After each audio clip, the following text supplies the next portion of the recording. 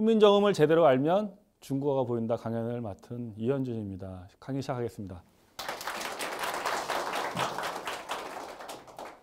자, 우리나라 사람들이 한글, 정말 요즘은 서너 살 때부터 배우는 한글이기 때문에 너무나 잘한다고 생각을 하는 한글을 우리가 훈민정음이라고 불렸던 원래 이름 훈민정음을 우리가 정말 잘한다고 생각을 해요. 당연히. 그렇죠? 3살, 4살이면 배우니까. 근데 진짜 제대로 알고 있지 못합니다. 놀라운 비밀들이 있는데 정말로 모르고 있는 게 있습니다. 오늘 그 얘기를 하려고 합니다. 이 비밀이 있고요. 그 비밀을 알면 중국어가 쉬워진다라는 내용입니다. 4차 산업시대에 중국어의 중요성은 되게 말 안 해도 여러분들 알 겁니다. 영어와 중국어가 중요한데 영어도 하기 힘든데 중국어까지 해야 되는 숙명과도 같은 시대를 맞고 있는데 사실은 이 훈민정음만 조금만 제대로 알아도 중국어가 쉬워진다는 놀라운 비밀입니다. 자, 얘기하기 전에 이분 얘기를 하겠습니다. 이분이 누구냐면요. 이계 홍양호라는 분입니다. 이분은 1724년에 탄생하셔서 1802년에 돌아가셨습니다. 그러니까 79세에 돌아가셨습니다. 당시로서는 굉장히 장수하신 분이세요. 임금을 4명이나 이제 있었던 시대에 살았고 주로 영조와 종조 때 활동을 많이 하셨던 아주 훌륭한 분인데요. 이분이 영조실록을 편찬했던 편찬위원이었고 국조보감 갱장록 등 여러 저술을 하셨고 그 외에도 엄청나게 방대한 서적을 저술했던 분입니다. 잘 알려져 있지 않은 분이세요. 사실 굉장히 중요한 분인데 이분이 60세 된 나이, 우리로 따지면 환갑된 그런 나이에 정조대왕 7년에 청나라의 6개의 문물에 대해서 연구를 하러 갑니다. 수레, 벽돌, 목양 이런 것들에 대해서 이제 그 당시 청나라는요 세계 초강대국입니다. 전 세계 GNP의 반 이상이 청나라가 할 정도로 엄청난 강대국. 그 청나라에 가서 선진 문물을 배워서 우리 조선에 도입을 해야 된다. 그래서 일종의 청나라가 가서 6개에 대해서 조사합니다. 수레가 이제 차지 않습니까? 당시 차. 수레를 어떻게 만들고 어떻게 제도화시켜야 되는지부터 해서 벽돌 어떻게 하는지 또 당나귀나 양은 또 어떻게 짓는지 이런 굉장히 방대한 리포트를 냅니다. 왕한테. 굉장한 보고서입니다. 굉장한 내용이에요. 사실은. 대단한 분인데 그중에 쭉 첫 번째 수레 벽돌 쭉 하다가 맨 마지막 6째에 대해서 왕한테 올린 보고서입니다. 6째는 화어를 익힌 일을 말하겠습니다. 그러니까 화어가 중국어입니다. 대저 한인들의 말은 중화의 정음입니다. 우리나라의 어음은 가장 중국에서 가까웠는데 신라 고려 이래로 이미 번외하는 방법이 없어 매양 통습하는 어려움이 걱정거리였습니다. 여기까지 무슨 말인지 알겠죠? 그러니까 화어가 중국어인데 중국어를 배우는 걸 말하겠습니다.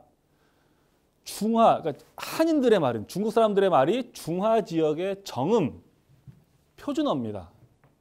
우리나라의 어음이 가장 중국의 것에 가까웠는데 신라 고려 이래로 번외하는 방법, 푸는 방법이 없어 매양 통습하는 어려움이 걱정거리였습니다. 그런데 오직 우리 세종대왕께서 하늘에 낸 예주로 혼자서 신기를 운영하여 창조하신 훈민정음은 화인들에게 물어봐도 곡진하고 미묘하게 된 것이었습니다. 갑자기 훈민정음 얘기를 합니다. 세종대왕이 만드신 혼자서 신기를 운영하여 하늘에 된 예주로 만드신 이 훈민정음은 중국 사람들한테 물어봐도 곡진하고 미묘 대단한 것입니다. 라고 말합니다. 훈민정음을 가지고 한음을 번외해 나가면 칼을 만난 오리풀이하여 이로써 자음을 맞추게 되고 이로써 성률도 맞추게 되었기 때문에 당시의 사대부들은 대부분 화어를 통달하게 되어 봉사하러 가거나 영주하게 될 적에 역관의 혀를 빌리지 아니하고 서로 메아리지도 주고받게 되었던 것입니다. 무슨 말인지 아시겠습니까? 훈민정음을 가지고 중국어를 딱 풀어나가면 칼 만난 올. 여러분 칼 만난 올이 어떻게 됩니까? 올에 칼 되면 어떻게 되죠? 쑥 풀리죠. 쑥 풀린다는 거예요. 자음을 맞추고 성률이 맞춰서 당시의 사대부들이 훈민정음 그러니까 세종대왕 때 사대부들은 저절로 화어를 중국어를 통달하게 됐다는 얘기예요. 그래서 봉사하거나 영조하게 할 적에, 그러니까 뭐 이제 맞이하러 갈 적에 역관의 혀를 빌리지 않고 통역관 없이도 서로 메아리를 치고 했다는 얘기죠. 만근 이래로, 이게 최근이라는 얘기죠. 그만 한학의 강구가 형식이 되어버려. 능히 구두를 통한 사람이 아주 적어졌기 때문에 타신들이 그들과 상대할 적이면 귀가 다물어지고 입이 다물어져 간단한 말 한마디도 상서들에게, 이 상서가 똑같이 통역관입니다. 의존하게 됐는데 신의 생각에는 사역원을 감독하여 신칙하여 이 방법을 이습하고 전대할 물려줄 인재를 양성해야 된다고 여깁니다. 사실 굉장히 방대한 문장이에요. 되게 줄인 건데요. 간단하게 요약을 하겠습니다. 중국어를 익히는 일을 말하겠습니다. 왕이시여 전하, 훈민정음을 가지고 옛날에는 중국어를 쉽게 배웠습니다. 우리말하고 중국어는 가까웠는데 푸는 방법이 없었는데요. 세종대왕이 만드신 훈민정음으로 저절로 칼만나 풀렸습니다. 그런데 이 방법이 지금 없어졌습니다. 빨리 다시 이 방법을 물려줘야 되겠습니다. 라는 얘기예요. 궁금하지 않으세요? 세종대왕 시대의 사대부들이 저절로 배웠다는, 훈민정음으로 저절로 배웠다는 중국어. 바로 오늘 이 얘기입니다. 이 수수께끼 같은 정조실록의 이 이야기에서 오늘의 이야기가 시작됩니다. 자, 여러분 이게 어떻게 읽죠? 천. 이걸 왜 천이라고 읽죠? 그럼 대답 못합니다. 뭐 당연히 천으로 배워서 하늘 천으로 배웠으니까 천이라고 읽지. 아니에요, 여러분. 우리는 이거를 치읓에다가 어에다가 니은 받침으로 표기하는 완벽한 표음 문자인 한글로 저렇게 천하고 표기했기 때문에 우리가 천이라고 발음하는 거예요. 1446년에 훈민정음이 반포가 됩니다. 만들어진 건 1443년이고요. 그러니까 약 570년 전인데, 그러면 훈민정음이 없던 시절, 이런 표음 문자인 한글이 없던 시절로 한번 상상을 한번 해보세요. 한 600년 전쯤. 600년 전쯤 대한민국 조선 팔도에서는 이 글자를 보자마자 함경도, 평안도, 황해도, 강원도, 한양, 전라도, 충청도, 경상도, 제주도까지 온 백성이 저 보자마자 천! 하고 똑같이 발음했을까요? 아니죠. 발음이 다 달랐어요. 북쪽은 첸, 친 뭐 이렇게 하고 남쪽은 디언에 가까웠어요. 아, 그랬겠구나. 여러분 이해가 되죠? 자, 1443년에 음력 12월 30일 세종실록의 마지막 기사에 이렇게 나옵니다. 이달의 임금이 친히 언문 28자를 지었는데 그 글자가 옛 전자를 모방하고 초성, 중성, 종소로 나누어 합한 연후에 글자를 이루었다. 무릇 문자에 관한 것과 이어는 속어입니다. 속어에 관한 것을 다 쓸 수 있고 글자는 비록 간단하고 요약하지만은 전환하는 것이 무궁하니 이것을 훈민정음이라 일렀다라고 끝납니다. 이렇게 딱 간단하게 훈민정음 기사 나오고 끝나요. 1443년 세종실록은 이걸로 끝납니다. 마지막 문장이에요. 이러고 끝납니다. 초성, 중성, 종성으로 합한 다음에 글자는 합하고서 무궁하게 전환된다는 내용. 이거 다 알고 있는 내용이에요. 우리가 어렸을 때 배웠던 내용. 오케이. 근데 1443년에 세종대왕이 훈민정음을 언문 28자를 만들었다고 하고요. 그 다음에 이거를 그 다음에 1444년 2월 16일 날 세종대왕이 이거를 운해를 번역하게 합니다. 이 언문으로 운해를 번역하게 하는 걸 동궁, 세자 문종이죠. 진양대군, 그 진양대군이 누구냐면 수양대군이에요. 수양대군 그리고 안평대군, 아들 3명한테 운해를 번역하게 합니다. 이 운하가 뭐냐면 한자 발음 사전이에요. 한자 발음 책을 언문으로 번역시킵니다. 그랬더니 나흘 있다가 여러분 그 유명한 1444년 2월 20일 날 딱 나흘 있다가 그 유명한 지편전, 부재학, 최만리를 비롯한 7명이 반대 상소문을 올리죠. 그 최만리의 반도 조선왕조 실록을 보면 다 나와 있습니다. 자, 보면 나름 명문장이에요. 조목조목 왜 우리가 언문을 만들면 안 되는지에 대해서 왕한테 간곡히 반대 상소문을 올립니다. 근데 그거를 다 듣고 세종대왕이 반박하는 내용이 그 다음 이제 실립니다. 그 반박하는 내용을 또 읽어보면 그것도 명문장입니다. 아, 우리가 이런 임금을 모셨구나. 세종대왕의 말 조목조목 맨 마지막에 이런 구절이 나옵니다.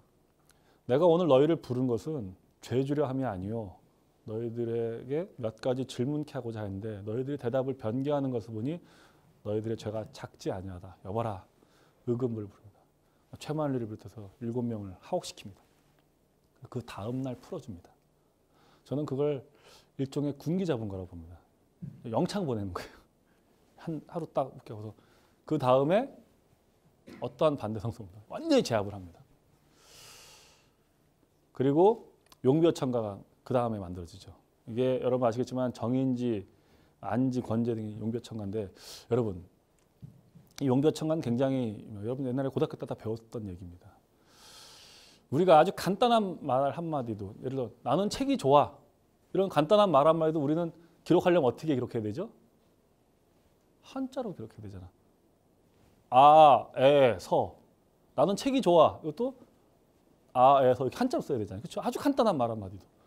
이거는 우리가 말하는 대로 기록한 우리나라 역사 이래 최초의 뿌리 깊은 나무 바람에 아니 밀새 꽃 좋고 여름 하나니 샘이 깊은 물은 가말에 아니 그칠새 내히러 발아래 가나니로 시작하는 조선 왕조를 찬양하는 거를 소리나는 대로 쓴 최초의 거죠. 그걸 한 다음에 1446년 9월 29일 음력 드디어 후민정음이 이루어졌다 반포를 합니다. 여기까지 우리가 다 아는 내용이에요. 요 1446년 9월 29일이 양력으로 환산하면 며칠이죠? 10월 9일. 그래서 우리가 한글날을 10월 9일로 하는 거예요. 이 10월 9일이었다. 여기까지는 우리가 예전에 고등학교 때 배웠던 내용입니다. 근데 여기까지로 훈민정음의 역사를 끝내면 안 됩니다. 사실은 그 다음이 있습니다.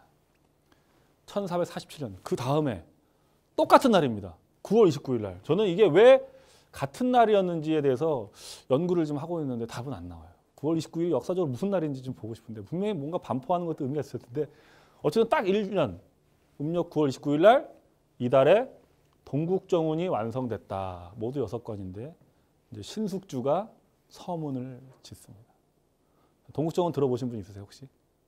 동국정운 처음 보시죠? 네. 사실 우리나라 사람들이 동국정운을 잘 몰라요. 동국정운의 역사적 의의도 잘 몰라요. 이게 뭐냐면 아까 말씀드렸죠. 한자가 우리나라 하늘천자 간단한 하늘천자도 우리나라 조선 팔도가 다 발음이 달랐을 거다. 그렇죠? 달랐죠 당연히 지역마다. 그럼 중국은 어땠을까요? 더 달랐겠죠. 더 넓으니까 얼마나 발음이 달랐겠습니까? 그렇죠? 그런데 항상 발음이 통일돼야 되잖아요. 표준어를 만들어야지 통치가 되지 않습니까? 그렇죠? 예를 들어서 부추 한 단 갖고 와라 하는데 이쪽에 못 알아들어요. 정구지야. 통일을 표준어를 만들어야지 이게 통하는 거지 않습니까? 그러니까 중국도 마찬가지 발음을 표준 발음 만들어야 되는데 항상 어디의 발음을 표준어로 하죠? 수도의 발음. 중국은 12세기 이후로 계속 베이징, 북경이 수도였습니다. 그래서 베이징 발음을 표준어로 하는 거죠. 우리도 서울 말을 표준어로 하듯이 베이징 발음을 표준어로 해서 표준 발음책을 만들어야죠. 왜냐하면 한자는 아까 했듯이 표의 문자니까 발음이 없으니까 발음을 통일해야 되잖아요. 그래서 만든 게 운해입니다. 이 운해가 운해거요라는 책의 줄임말입니다. 고금 운해거요라는 책이 1297년에 만들어진 겁니다. 이게 이제 원나라 때 몽골의 지배를 받을 때 베이징 표준 발음을 만든 거예요. 이걸 가지고 다시 또 발전시켜서 만든 게 홍무정운. 이게 중국식 표준 발음이에요. 이게 1375년 홍무 7년에 나왔다 해서 정운. 이 정운이 뭐냐면 바를 정자의 소리 운자입니다. 그러니까 바른 소리란 뜻이에요. 바른 발음이란 뜻입니다.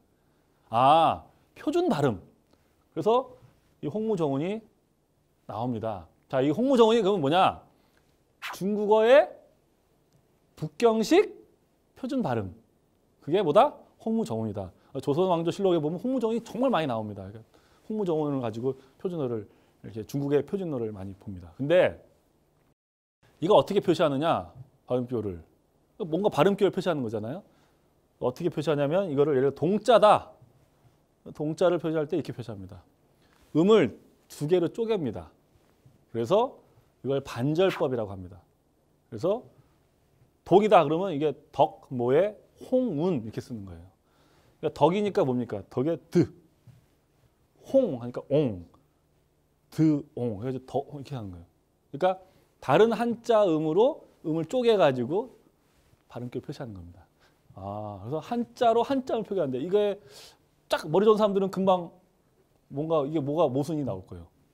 한자 음을 바로잡으려고 그 음을 바로잡으려고 하는데 한자로 한다는 얘기는 이 음이 중국이 다 통일되어 있다는 건 어떻게 보장할 거야? 이 음이 다 달라질 거 아니야, 그렇죠? 그걸 뭐라고 하냐면 순환오류라고 그래요, 그렇죠? 계속 순환오류에 빠지고, 그러니까 한마디로 불완전한 표기법인 거죠, 그렇죠? 이해됐죠? 어쨌든 이렇게 해서 음을 표기합니다. 그런데 중국식 한자의 베이징 표준 발음이 홍무정운이라면 우리나라의 표준 발음을 세종대왕이 정립하시죠. 그게 뭡니까? 동국정운이에요. 동국이 어디입니까? 우리나라잖아요. 우리가 동국이고 중국이 중국이고 서역입니다. 이게 이제 태평양 이후로는 없다고 봤으니까 봤을 때 우리가 동쪽에 있으니까 동국, 가운데에 있으니까 중국, 저 인도가 서역이잖아요. 서역. 북쪽이 북쪽, 남쪽에 저기 남만 이렇게 해서 이제 이렇게 본 거죠, 그렇죠? 그러니까 동국, 우리나라 정운, 우리나라의 바른 발음이라는 뜻이죠. 그러니까 우리나라의 표준어라는 얘기죠. 이 뭐로 표기했을까요? 뭐로? 훈민정음으로 표기한 겁니다. 훈민정음으로 이렇게 은, 군, 극 이렇게 해가지고 뭐냐면 이게 굉장히 의미가 있습니다. 수천 년 동안 써왔던 자기네 고유 문자였던 한자에 표준음을 달기 위해서 새롭게 만든 과학적으로 만든 표음 문자를 가지고 일일이 음을 단 세계 최초의 책이랍니다. 전 세계 음운학자, 언어학자들 사이에서는 이 동국정운을 세계 최고의 언어학 책으로 꼽습니다. 정작 우리가 잘 몰라요. 동국정운의 위치를. 자,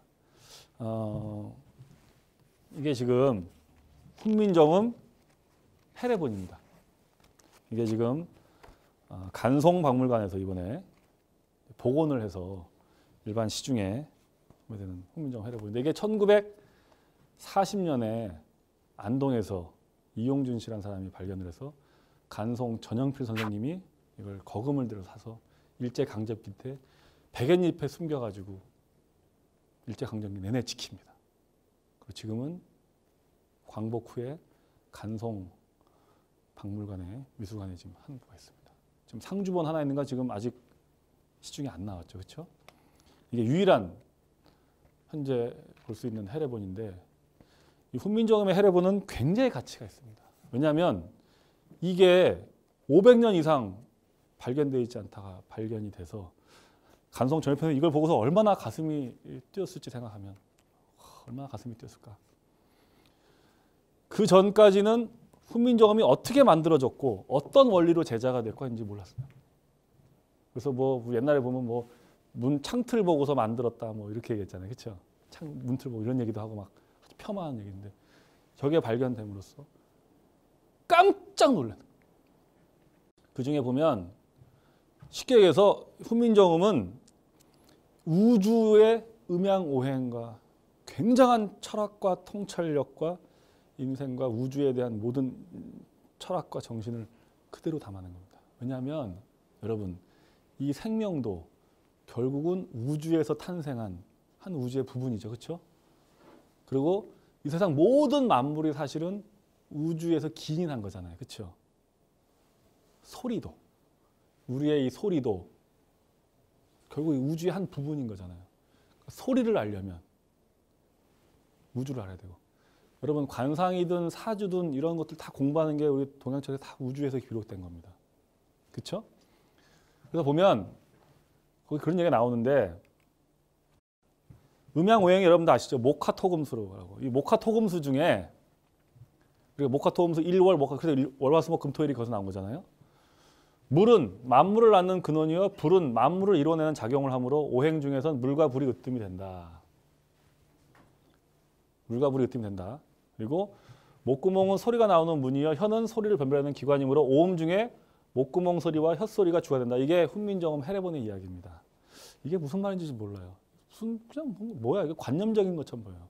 자, 목화토금수 오행 중에 물과 불이 제일 중요하다. 그렇죠? 물에서 생명이 나오고 불이 모든 에너지의 기본이니까 물과 불. 그런데 소리 중에서도 목구멍 소리와 혀소리가 주가 된다. 이게 뭔 소리야? 자, 여기 비밀이 나옵니다. 후민정음은 아까 얘기했듯이 목화토금수, 그래서 어금니 소리, 이빨 소리, 입술 소리, 목구멍 소리, 혀소리. 사람의 소리가 나오는 게 입술에서도 나고 이에서도 나고 어금니에서도 나고 목구멍에서도 나고 아시죠?